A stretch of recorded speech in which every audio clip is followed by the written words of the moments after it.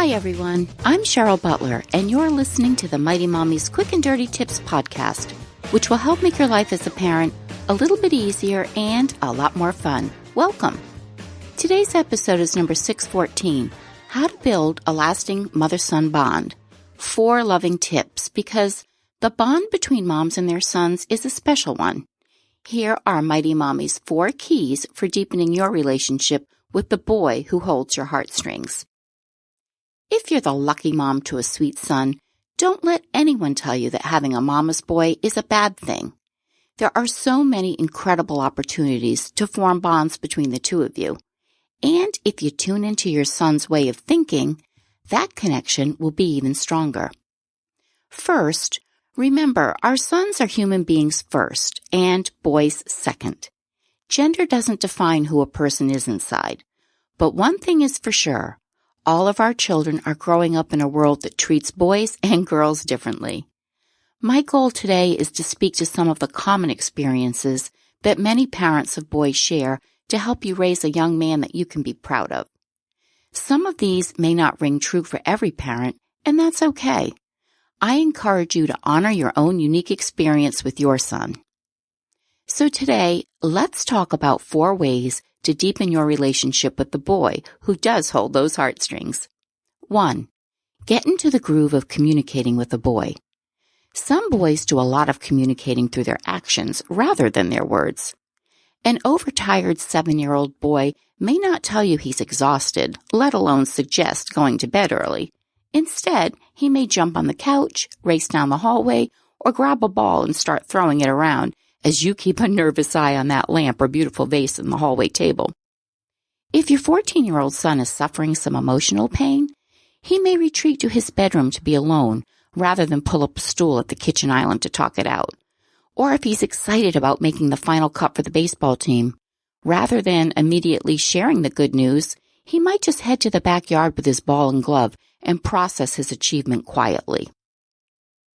When you have a child who does not verbally express feelings and needs, it's important to give him opportunities to talk rather than trying to pressure him into it.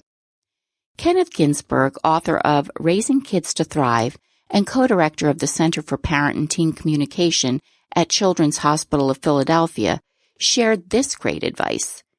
When you feel like you have to dive in too deeply at every single moment, you might actually push your son away. You might go for a walk or go fishing or just be present. And then after 30 minutes or 3 hours of silence, the nuggets will start coming out.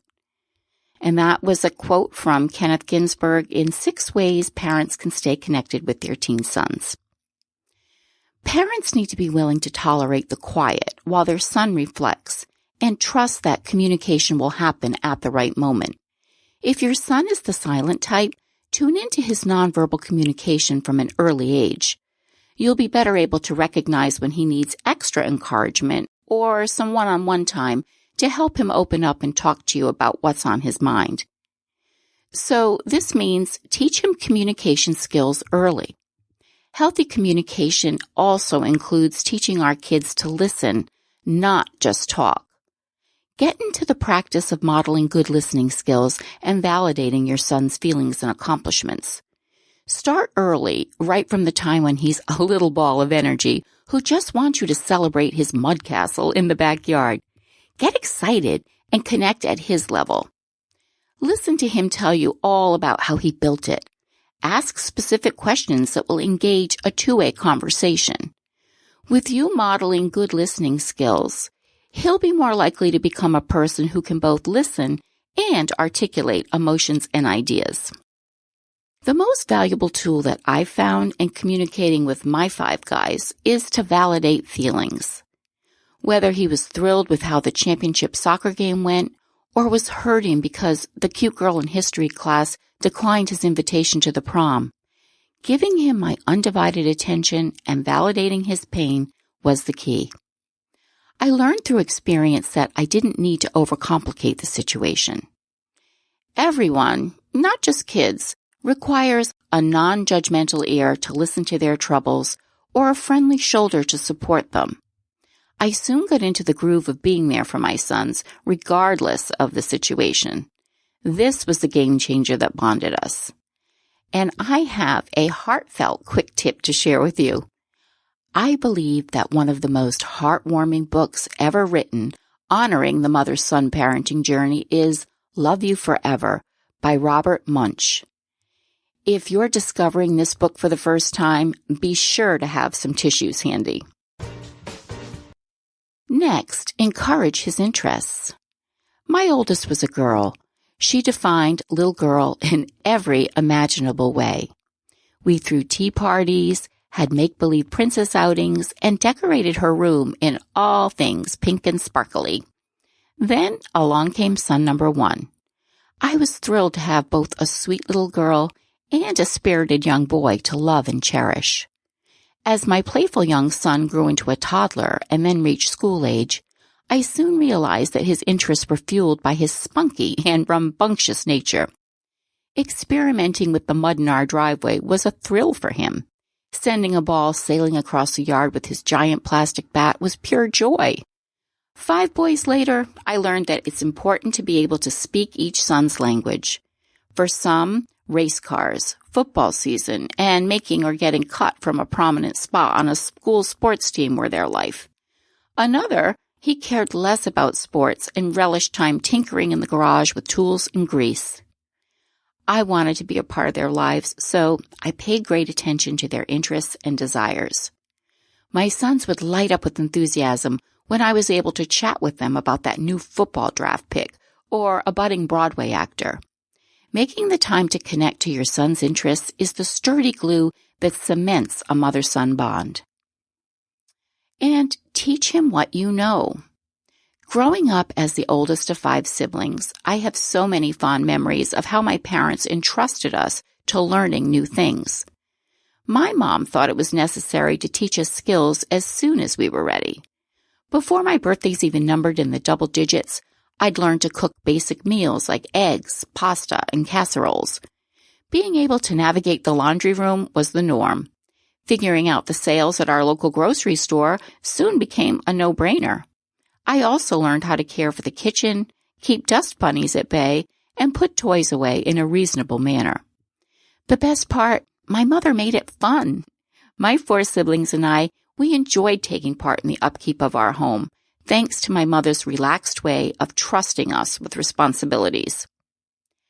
By teaching your son all the life skills that you've learned, you'll not only strengthen your mother-son bond, but you'll also give him a set of tools that will help him navigate life as an adult. And finally, lead through your example. Moms can make a lifelong impact on their sons by leading through example. What are the core values that you want to instill in your kids? I believe in respect, honesty, loyalty, gratitude, and above all, kindness. I grew up with the mantra, actions speak louder than words. It was important to me that my boys saw me living these values, not just paying them lip service. Showing others kindness is something I never skimp on, and I make a point of demonstrating this in front of my boys.